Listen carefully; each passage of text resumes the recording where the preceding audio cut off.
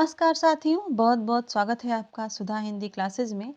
आज की क्लास में हम सगुण काव्य धारा का अध्ययन करेंगे। निर्गुण काव्य धारा को हमने समाप्त कर लिया है, जिसमें हमने संत काव्य धारा और सूफी काव्य धारा दोनों को देखा और दोनों के प्रश्नों को भी हल किया। अब तक आपने नहीं देखा है अगर, तो उस क्लास को सबसे पहले देखिए, तभी आगे की चीज़ें समझ में आएंगी। और अगर आप क्लास पहली बार देख रहे हैं, चैनल पर पहली बार आए हैं, तो चैनल को सब्सक्राइब अवश्य करिएगा। अगर वीडियो अच्छी लगती है तो वीडियो को लाइक भी कर लीजिएगा। ये क्लास जो है TGT, PGT, UGC net, JRF उन सभी प्रतियोगी परीक्षाओं के लिए महत्वपूर्ण है, जिसमें हिंदी साहित्य का इतिहास लगा हुआ है। चलिए क्लास को देखते हैं। सबसे पहले देखते हैं कि सगुण काव्य धारा किसे कहते हैं।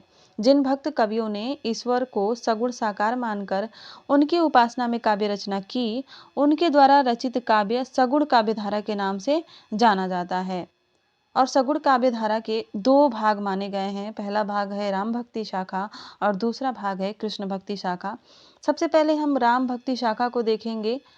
राम भक्ति शाखा किसे कहते हैं? यानी जिन भक्त कवियों द्वारा राम को विष्णु का अवतार मानकर उनकी उपासना में काव्य रचना की गई, उनके द्वारा रचित काव्य राम भक्ति काव्य धारा के नाम से जाना जाता है। राम भक्ति काव्य धारा का जो आदि स्रोत है वो वाल्मीकि रामायण है, यानी इसी से तथ्य लिए गए हैं। आचार्य शुक्ल के अनुसार हिंदी में राम भक्ति काव्य धारा के प्रवर्तक जो हैं वो रामानंद जी हैं। राम भक्ति शाखा की कुछ विशेषताएं हैं, उसको भी देख लेते हैं। पहली विशेषता ये है कि इसमें राम की विष्णु के अवतार के रूप में प्रतिष्ठा की गई है। जैसे रामचरितमानस में तुलसीदास लिखते हैं कि जब जब होए धर्म के हानि, बाढ़ई असुर महा अभिमानी, तब तब धरि प्रभु मनुज शरीरा, हरहि कृपा निधि सज्जन पीरा। ये उसी प्रकार की पंक्ति है जिस प्रकार गीता में कहा गया है कि यदा यदा हि धर्मस्य ग्लानिर्भवति भारत, अभ्युत्थानम अधर्मस्य तदात्मानं सृजाम्यहम्। दूसरी विशेषता है राम भक्ति काव्य धारा की, वो है काव्य में लोक मंगल का भाव। तुलसीदास जी लिखते हैं कि कीरति भनीति भूति भल सोई, सुरसरि सम सब कर हित होई। राम भक्ति परंपरा में तुलसीदास का महत्वपूर्ण स्थान है, या यूँ कहें कि पूरा राम भक्ति काव्य ही तुलसीदास पर टिका हुआ है। तो क्लासेस में तुलसीदास की पंक्तियाँ बहुत ही ज़्यादा मिलने वाली हैं और इम्पॉर्टेंट भी हैं, क्योंकि तुलसीदास की पंक्तियाँ अधिकतर परीक्षाओं में पूछ ली जाती हैं। आगे देखते हैं राम भक्ति शाखा की तीसरी विशेषता, वो है समन्वयवाद, सबको साथ लेकर चलना। सगुण एवं निर्गुण में भी इन्होंने समन्वय कर दिया है तुलसीदास ने। उन्होंने कहा है कि अगुण ही सगुण ही नहीं कछु भेदा, उभय हरहि भव संभव खेदा। आगे एक और पंक्ति में कहते हैं कि उमा कहूँ मैं अनुभव अपना, सत्य हरि भजन जगत सब सपना। साथ ही इन्होंने शैव एवं वैष्णव संप्रदायों में भी समन्वय का प्रयास किया है। इन्होंने कहा है कि शिव द्रोही मम दास कहावा, सो नर मोहि सपने हु नहीं भावा। यानी ये राम जी से कहलवाते हैं कि राम जी कह रहे हैं कि जो शिव का द्रोही हो और मेरा दास कहलवाता हो, मेरा भक्त कहलाता हो, वो मनुष्य मुझे सपने में भी अच्छा नहीं लगता है। ये भी तुलसीदास की पंक्तियां हैं। राम भक्ति शाखा की चौथी विशेषता है कि समसामयिक घटनाओं की अभिव्यक्ति मिलती है और सामाजिक सरोकार भी मिलता है। कवितावली में तुलसीदास लिखते हैं कि खेती न किसान को, भिखारी को न भीख बली, बनिक को बनिज न चाकर को चाकरी। ये जो है मनहरन कवित्व है और इसमें तुलसीदास जी ने कवितावली में सामाजिक सरोकार भी दिखाया है। दूसरी पंक्ति भी मिलती है कि प्रिय प्रजा जासु दुख लहही, ते नरेश बिनु पावक दही। यानी जिस राजा की प्रजा जो है वो दुख सहती है, तो वैसे राजा को बिना आग के ही जल जाना चाहिए। वैसा राजा जो है बिना आग के जल जाता है, नष्ट हो जाता है। इसमें विभावना अलंकार है। अगली विशेषताएं हैं, देखते हैं राम भक्ति शाखा की, वो है कि इसमें अवधी भाषा का प्रयोग मिलता है। प्रबंध एवं मुक्तक काव्यों की रचना हुई थी। भक्ति एवं शांत रसों की प्रधानता है। अलंकार योजना की बात करें तो इसमें सांग, रूपक, उपमा एवं उत्प्रेक्षा प्रमुखतया मिलते हैं। बाकी अलग अलग और अलंकार भी मिलेंगे। स्वांत सुखाय रचना की गई है इसमें और जनजीवन की अभिव्यक्ति है।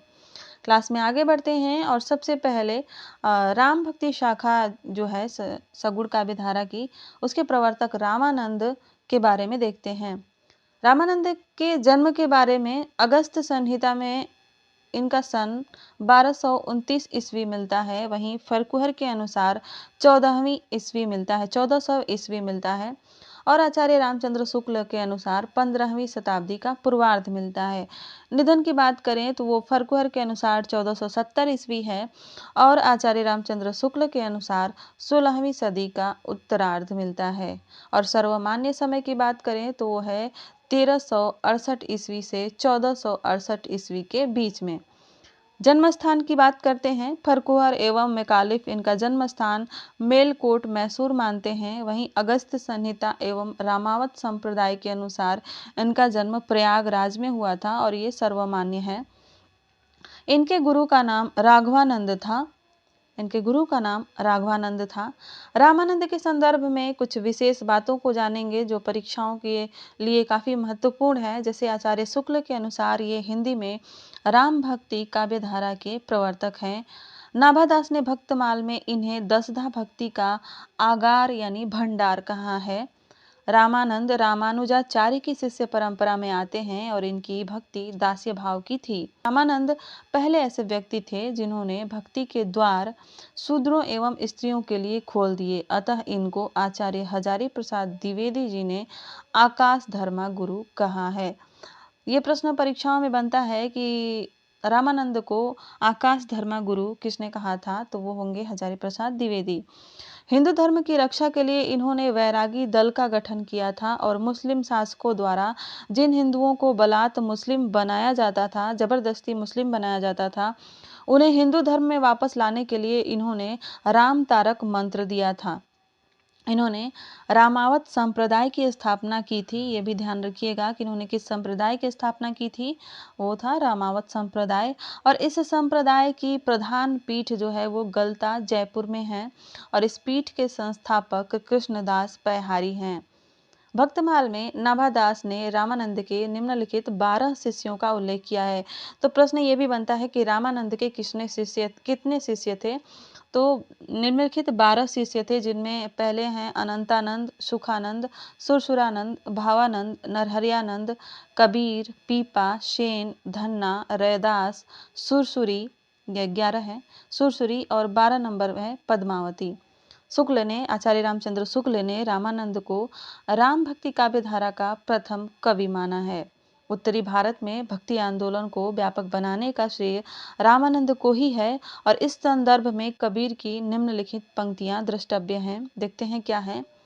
कबीरदास जी कहते हैं कि भक्ति द्रावड़ी उपजी लाए रामानंद, कबीर ने प्रकट किया 7 द्वीप 9 खंड। अगला तथ्य देखते हैं जो परीक्षा उपयोगी है। आचार्य शुक्ल ने सिकंदर लोधी, रामानंद एवं शेख तकी को एक दूसरे के समकालीन बताया है। रसिक प्रकाश जो है भक्तमाल की टीका है, इसमें रसिक शरण ने रामानंद का पूर्व नाम रामदत्त बताया है। वैष्णव धर्म रत्नाकर में रामानंद का नाम राम भारती भी मिलता है।